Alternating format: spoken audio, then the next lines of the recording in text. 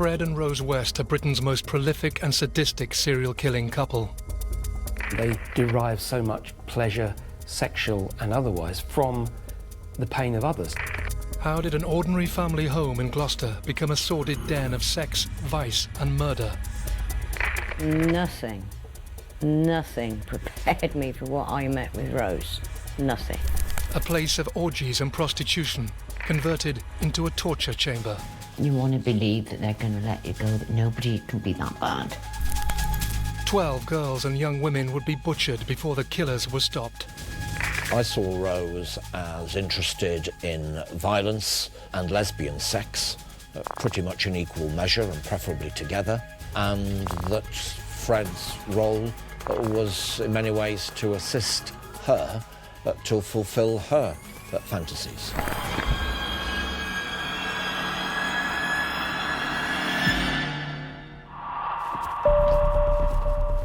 June 1971, and in the cellar of a flat in Gloucester, an 8-year-old girl lay dead.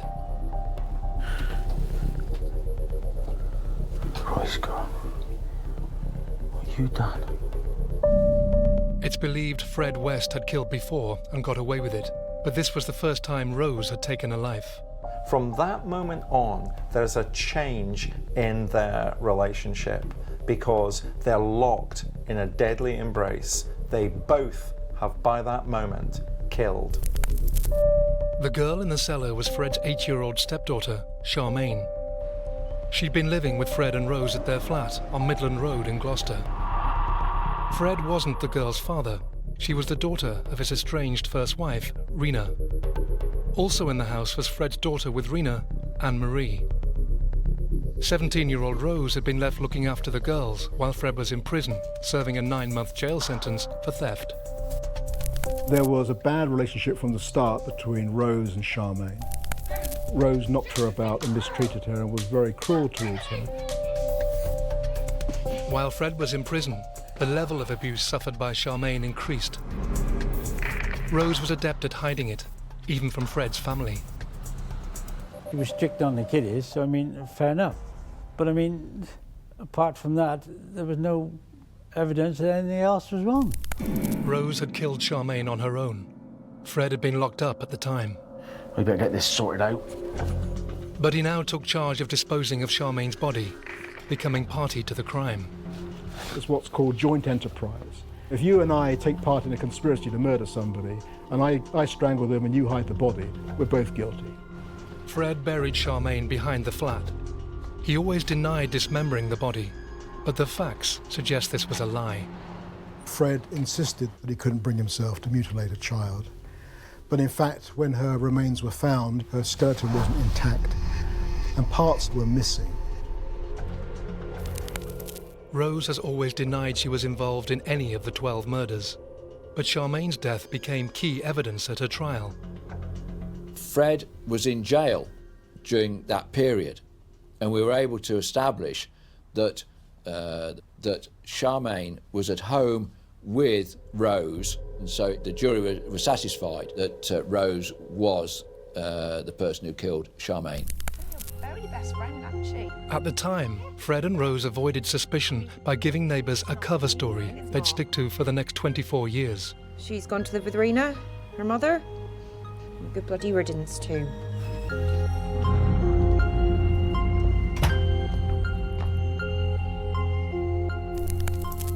Fred's family was spun the same line. When they came to visit, all seemed normal. The children used to go and play together, and we'd have tea and chat and something, and that was it. We never ever see anything. They hid it well. But within days, the first crack appeared in the relationship between Fred and Rose. She walked out on Fred and returned to her family home, and to the father who, it suggested, had sexually abused her from an early age. Rose's childhood had been difficult, and her father, Bill Letts, had been an aggressive, violent, difficult man. He'd washed his hands of Rose over her attachment to Fred. Look, I finished with him. You made your bed, girl. You lie in it. But this is my home. No! It's not my problem. Dad! Fred came to fetch her back. This conversation was repeated in court when Rose's mother testified against her. Come on, Rose. It formed key prosecution evidence. You know what we've got between us. If you ain't out of here in 10 minutes, there'll be another woman in our bed. Don't look at me. You know what I think. You don't even know him! You don't even know him! There's nothing he wouldn't do! Not even murder! The die is cast. Fred and Rose, from then on in, are pretty much a solid couple. Rose was back with Fred, and he thought he'd got away with murder, again. But they hadn't counted on the tenacity of Charmaine's birth mother, Rena. The previous year, she'd visited Fred and Rose's caravan to try to get Charmaine and Anne-Marie back. But Rose had refused to hand over the girls. Now, a year later, Rena was back, looking for her children. She called to see Fred's father, Walter. He was surprised, because he'd believed the cover story that Charmaine was with her in Scotland. Increasingly anxious, Rena left to find Fred. She's asking Fred, and he's palming her off with a lie, because of course she can't have Charmaine back because Charmaine is dead. Rena's persistent questions had become too dangerous for Fred and Rose. Finally, Fred said he would meet her to take her to Charmaine. Took your time. It was a promise that could only lead to one ending.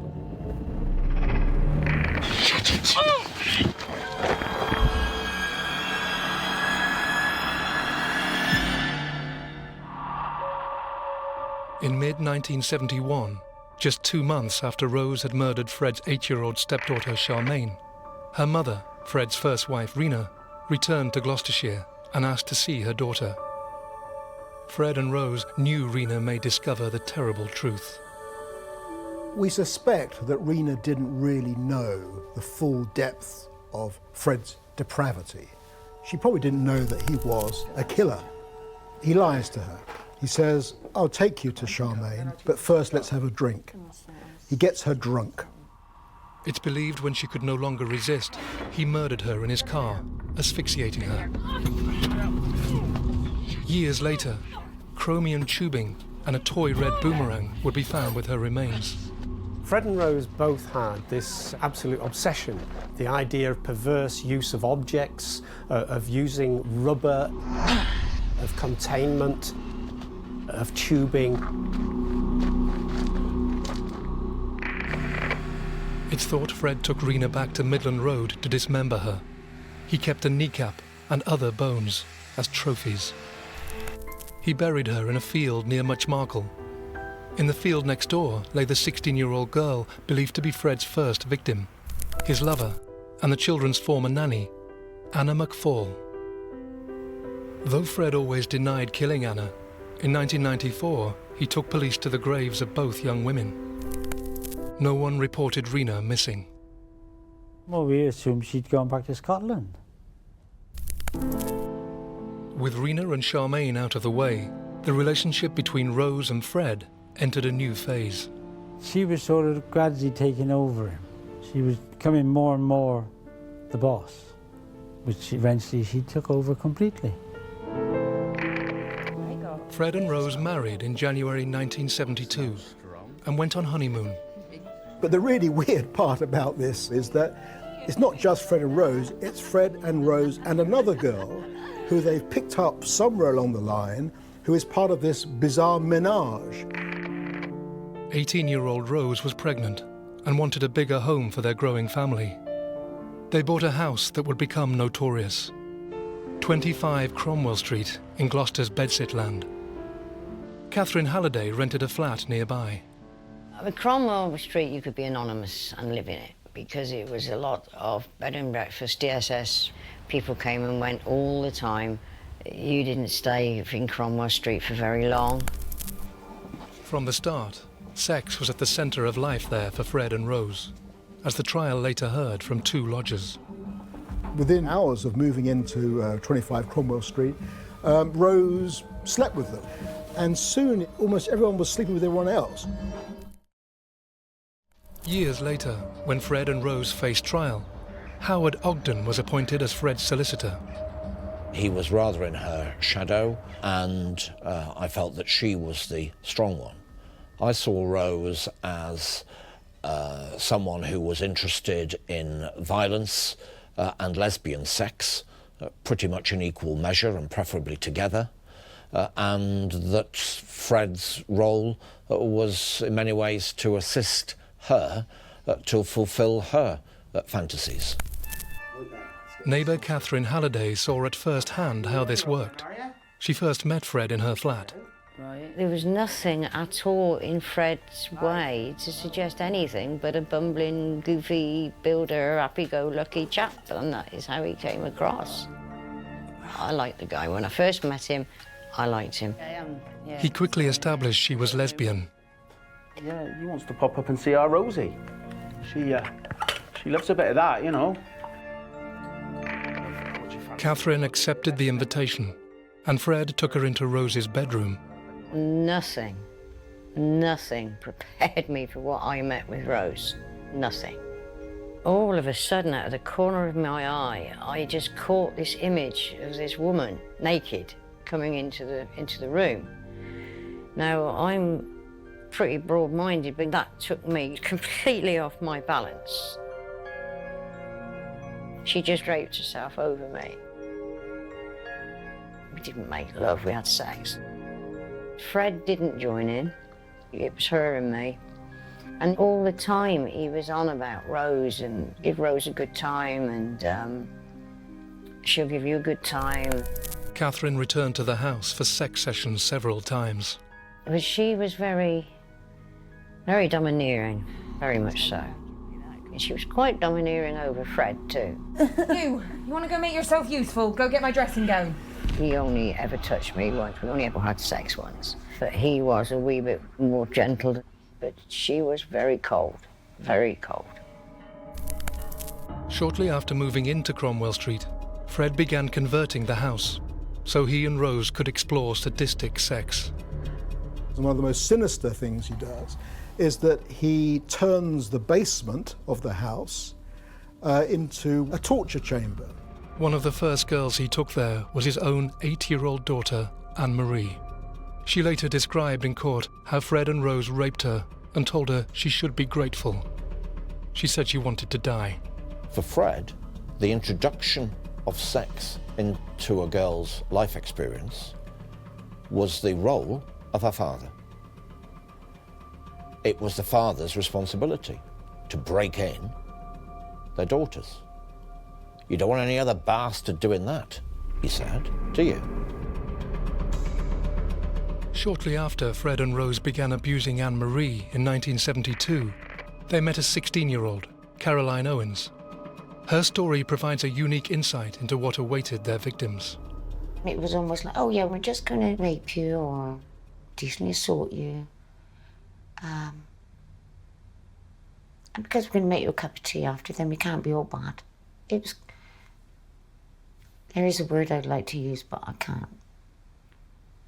What is it? Head fuck.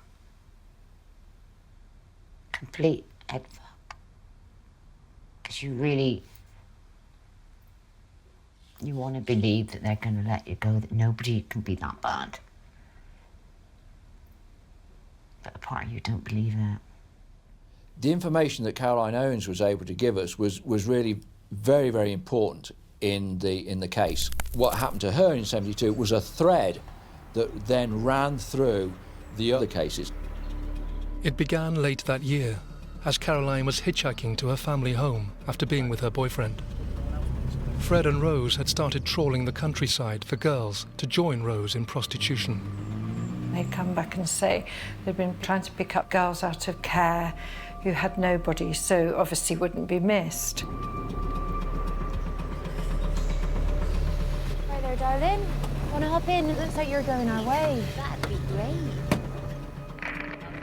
During the journey, Caroline revealed she had problems at home and was looking for work. Oh no, we're after a nanny. Oh, right. Oh, that'd be really good. Yeah, brilliant. She was going to be the nanny of a man and a woman who were married and who had children and who seemed outwardly to be respectable. It was quite a nice atmosphere to begin with. They were very, like, they had a bawdy sense of humour, which was crude, but also could be funny. There were other times when it felt a bit strange, a bit uncomfortable. Right, Car. Hi, Rose. The kids been all right? They've been fine. Oh, good. Fred offered to help if she ever had an unwanted pregnancy. He said to me, like, yeah, I've performed these abortions before and they're so grateful they just turn around and have sex with me straight after, which I thought, that's not right, that's weird. Caroline soon saw signs of Rose's aggression towards 8-year-old Anne-Marie, the daughter of Fred and Rena. I'm just going to get a glass of water. Okay. Rose lost her temper with her on a few occasions. What the hell do you think you're doing? I'm just going to get a glass of water. You'll have absolutely nothing back in your bed now! One evening, Fred was explicit about Anne-Marie's sexual abuse. She ain't no virgin. Anne-Marie was in the room at the time and I saw her face go down and blush. Why would you... What do you mean she ain't a virgin? Why ain't she a virgin? I think it was almost like a test to see if I was curious. I think he thought that he could groom me.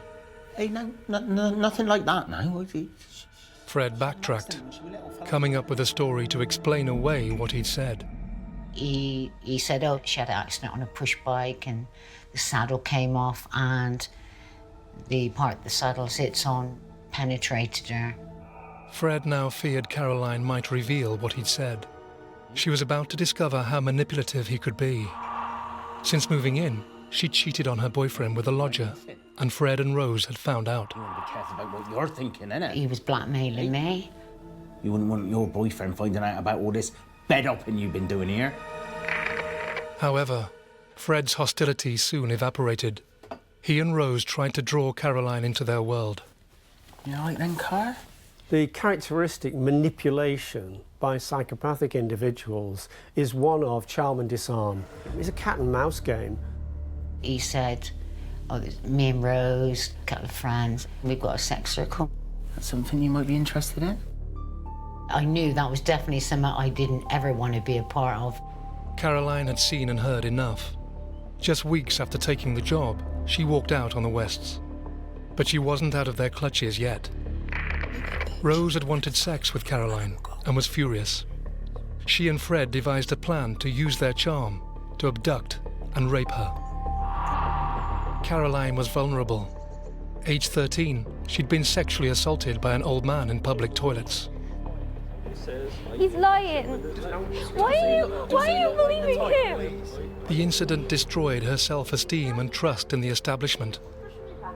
People not only did not believe her, they actually sympathized with the person that she'd accused of the sexual assault. This is the 60s. This is before we began to really understand about the levels of sexual abuse against children in our culture. I just felt like nobody cared about what happened to me, and I just felt I was doomed to probably die young and probably at the hand of some crazy person of some sort. And it was almost like, you know, I don't care. She was very nearly proved right. On December the 6th, 1972, now age 17, she was hitchhiking home after seeing her boyfriend, Tony. Rose knew exactly where Caroline would be and at what time of the night, and they set out and trailed her. Fred later told police the plan that night was to sexually assault and perhaps murder Caroline. Car! I was thinking they're going to be really angry with me because of how I left. Car, darling, what are you doing? Come on. Look, we're so sorry about before. That we're all really missing you. All of us, the kids, we were really hoping you'd come home. Come on, Car, get in. Come on, get in the car. We're having a laugh. This is awful weather. You're home. Come on, get in. Get in. Rosie will get in the back with you. Caroline Owens had no idea she was about to become the only known victim to survive a full-on attack by Fred and Rose.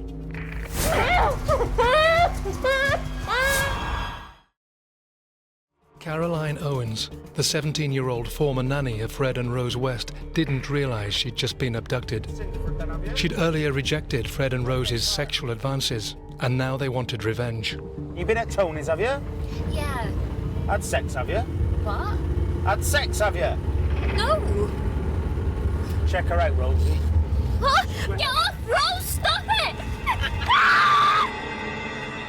Don't you do that with our Stop it! Back in it! I blacked out. When I came back round, my hands were already tied behind my back, and there was Fred wrapping tape around my mouth. Caroline was bundled into 25 Cromwell Street.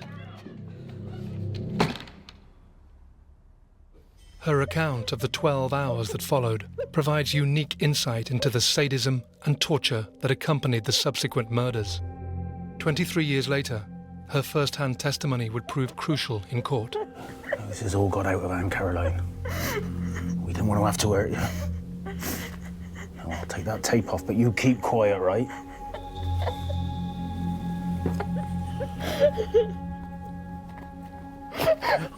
God, I'm so sorry, Caroline.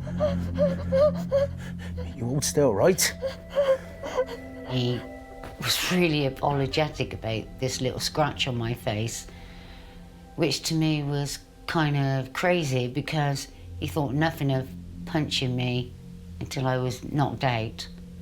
This faux profession of love, affection, care for their victim is merely a device so as to get closer to the victim so that they can ultimately do them even greater harm. Psychopaths, and indeed paedophiles and sexual predators, have quite a high capacity for cognitive empathy, which really means an understanding of what other people might be thinking. And this is very different to affective empathy, which is feeling what the other person may be experiencing. Rose was 3 months pregnant. Here, Cara, guess what? Oh, Rosie's got another bun in the oven. So now she's going to need you more than ever. Why don't you move back in with us, eh? Come on, Mum. Me and the kids. I missed you so much. Just come home. Things will be different this time. Let me get off me! Struggle on it. Come on. I started shouting and they gagged me, but this time they used like cotton wool and some kind of piece of white cotton material. Stick it in there. That's it. Caroline was stripped. It was embarrassing because I'd never actually been naked in front of any of my boyfriends. It was always a case of under the sheets type of thing.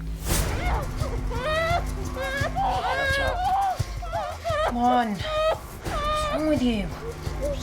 Fred said he'd found a physical problem with Caroline, but could sort it. Because of all this talk about abortions, first thing that came to my mind when he said there was something wrong with my genitalia was it's going to be some kind of operation. I was just petrified. I thought I was going to be operated on when I was still conscious. Right, Rose. Hold her legs open. Rose had grabbed my legs and held them apart. And he must have took his belt off.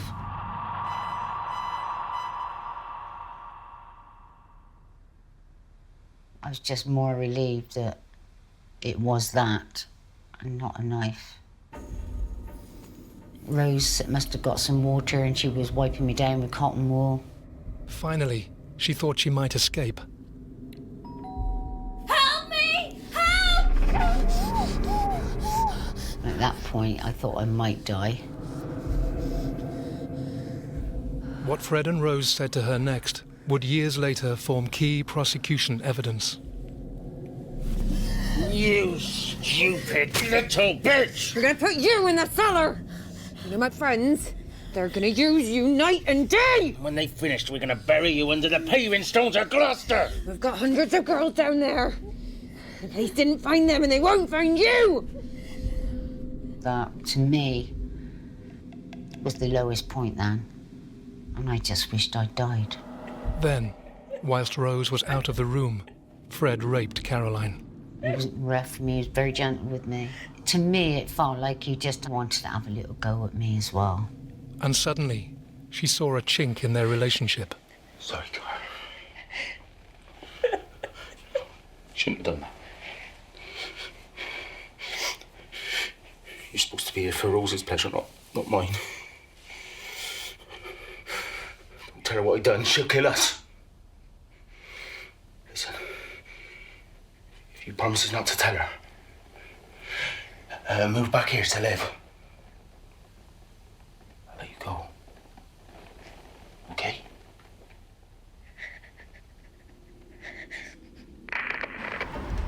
Caroline pretended to go along with the plan and went with Rose and the West's baby daughter, May, to the laundrette. Then she made her escape. Here you go, Rose. Oh, hello. Oh, just gonna go get some fags, all right?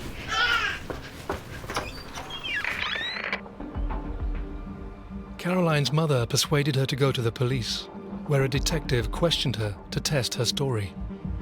He was quite a big, intimidating guy. It was like he was accusing me, saying, "Oh, you've had sex with this person, you've had sex with that person." It just made me feel really bad about myself.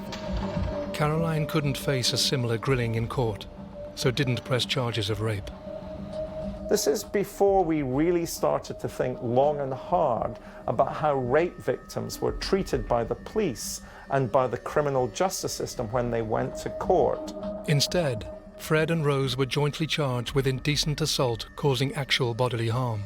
In January 1973, they were fined a total of £100. Here's the thing, they learned from that attack on Caroline. They learned one particular thing, that if they didn't want to get arrested and charged and appear in court, then the next time they wouldn't let their victim survive. There was so much just guilt about all that. I just made everything worse. It's almost like, oh, well, we got away with it. But only by the skin of our teeth. So next time they gotta die. We now move into another phase of their murderous career, whereby they murder a series of young girls as part of a depraved campaign of rape. Cromwell Street became a killing factory. Over the next 9 months, 3 girls would die. 19-year-old Linda Goff was the girlfriend of a tenant. Like Caroline, the Wests asked her to be nanny. In April 1973, she left a note for her parents, saying she was leaving home. She moved in with the Wests. You know, you've got the loveliest face. Now, they could pick their moment. Linda was gagged and bound, like Caroline. It's not known how long Fred and Rose kept her alive. People assume these are girls who were simply murdered in some traditional way, in that you're suffocated or you're stabbed or whatever it was. These did not come into that category. Many of the West victims were tortured. Several of Linda's bones were missing when her dismembered remains were found. Fred claimed he cut up bodies so they'd fit in a small, quickly dug grave. But Linda's burial shows this was a lie. She was dumped in his vehicle inspection pit, which could easily have held her intact body. The truth, surely, is that he enjoyed cutting her up. But on this, their first sex killing, they made 2 miscalculations. Firstly, Rose sorted through Linda's clothes and kept the one she liked. Secondly, Linda had a mother concerned enough to come looking for her. When we recovered Linda Goff's remains, we interviewed both parents, and it was a very touching and almost surreal description by Mrs. Goff of going round to Cromwell Street. She saw Linda's clothes on the washing line.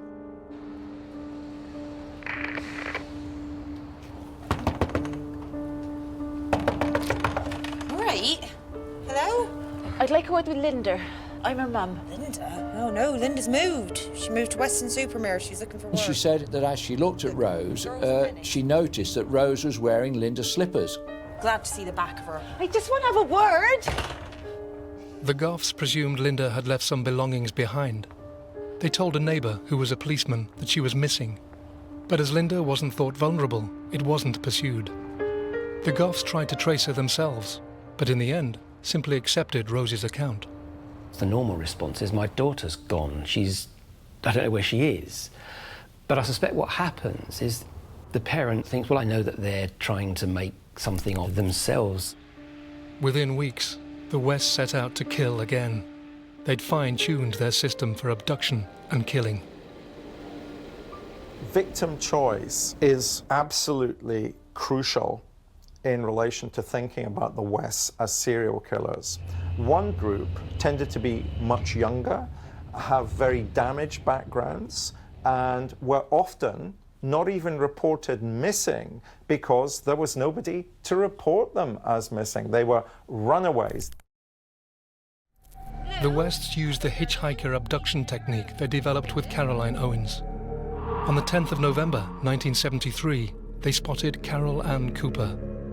She was 15 and living in a children's home in Worcester. There was evidence later that Fred had pre-prepared her grave. This is for you. What do you mean? What do you think? The basement becomes not only the torture chamber, but the burial place for several of the victims, starting with Carol Ann Cooper. She was reported missing, but to West Mercia Police, not Gloucestershire. The couple's next victim, in December 1973, was from a very different background. She was 21, a university student, living with her mother near Cheltenham. Lucy Partington is middle class. She's the niece of Kingsley Amis, the famous novelist, cousin of Martin Amis, also a famous novelist.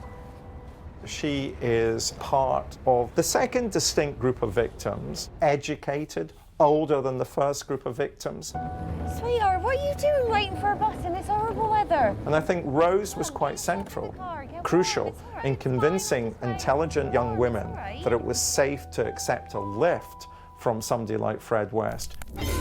It's not known how long Lucy's ordeal lasted. It's believed Fred and Rose did not allow all their victims to die quickly. An act-focused serial killer simply wants the victim dead as quickly as possible. Process-focused serial killers, like the Wests, want to stay in the moment of killing for as long as possible because it's those moments of killing that give them the greatest amount of psychosexual pleasure. Lucy was reported missing, and there was a big murder investigation. But as with Carol, no link was traced to the Wests. In April 1974 came another 21-year-old educated victim. Teresa Siegenthaler, a Swiss sociology student, was on her way from London to Holyhead.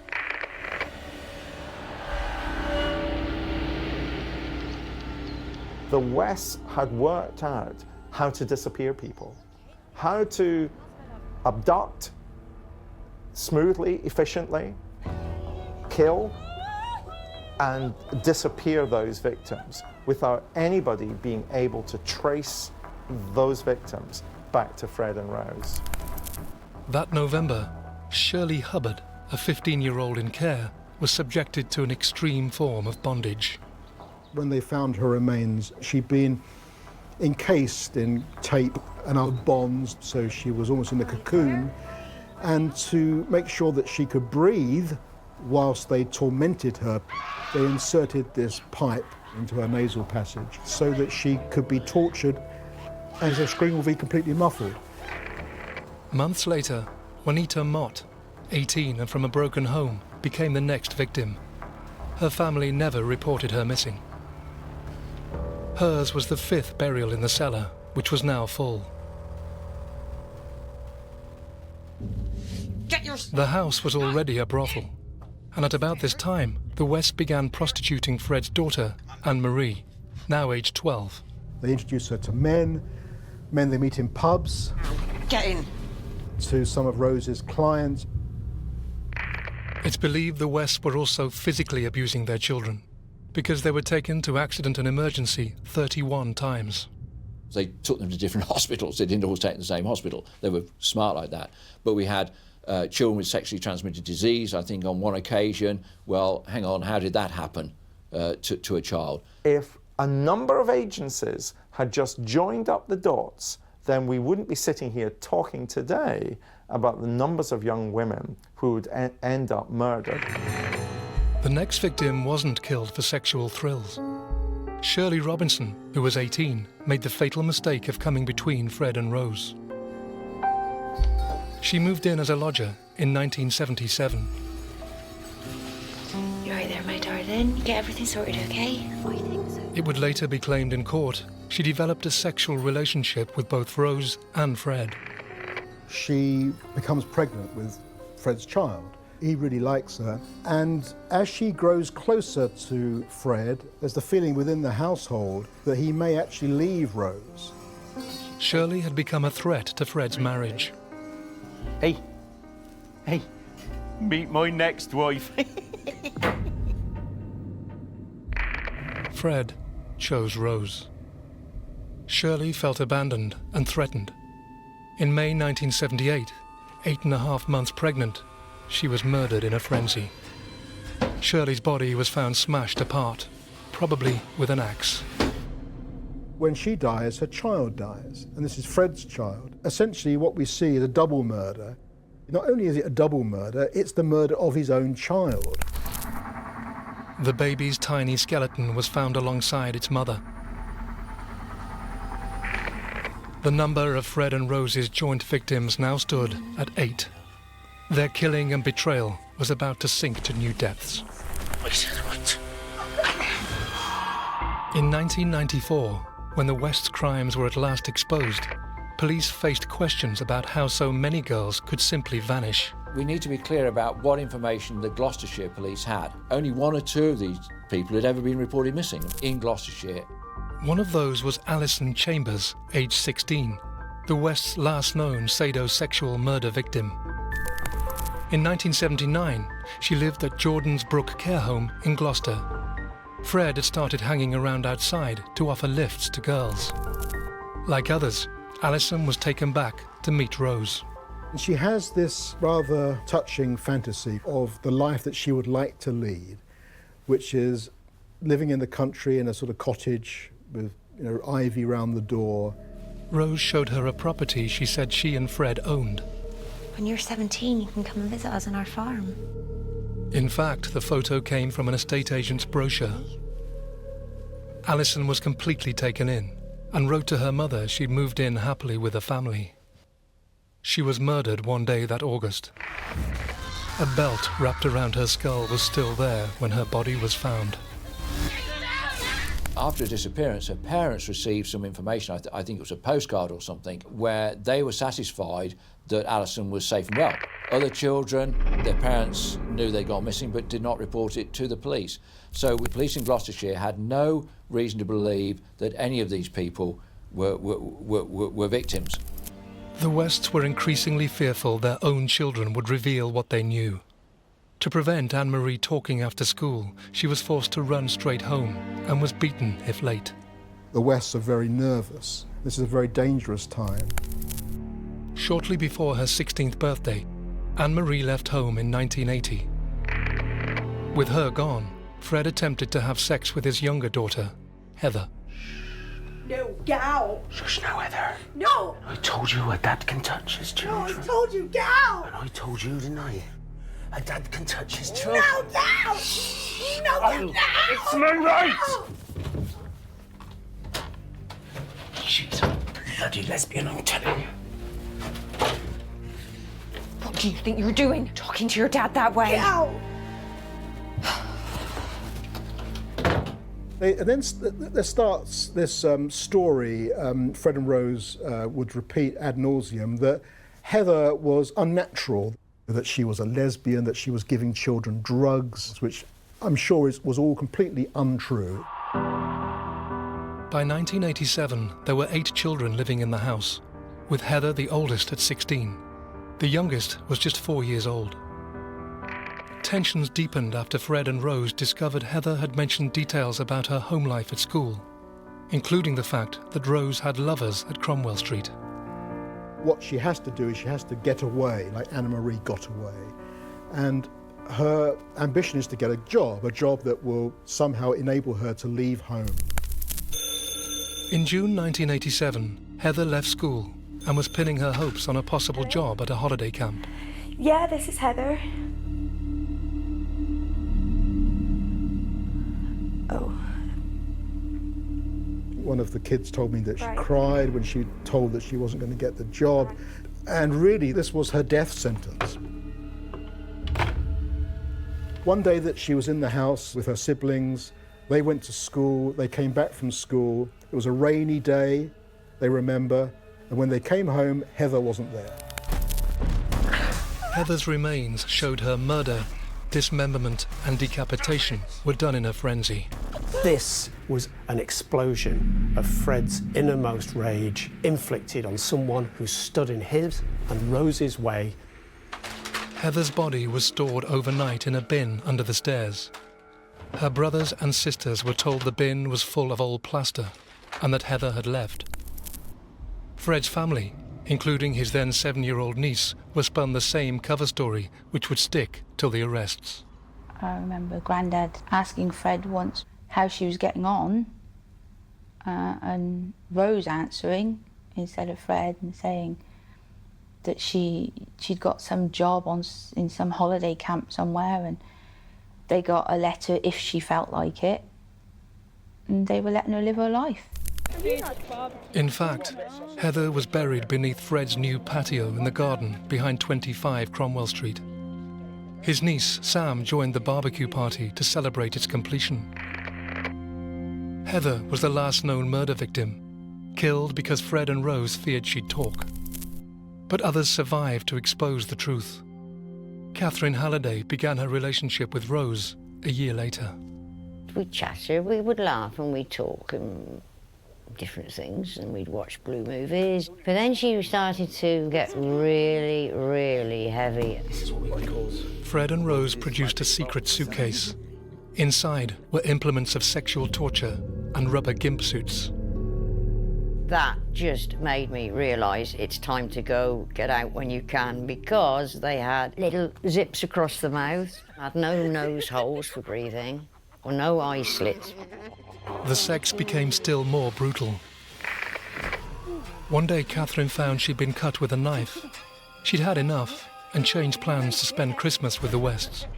I think that is what saved my life. Rose went ballistic when I said I wasn't going to stay there. I survived Fred and Rose, and it scares me. It scares me that I allowed myself to come so close to death, if you like. When Kathryn agreed to make this film, she'd just been diagnosed with liver cancer. She knew she did not have long to live. I said I would agree to do it because I wanted to prove that I survived Cromwell Street. Kathryn lived for 24 years after meeting the Wests. It was nothing to do with them. They did not get me in the end. It wasn't them. What finally called time on Fred and Rose was an admission by a 13-year-old girl. I've been raped. What? Are you being serious?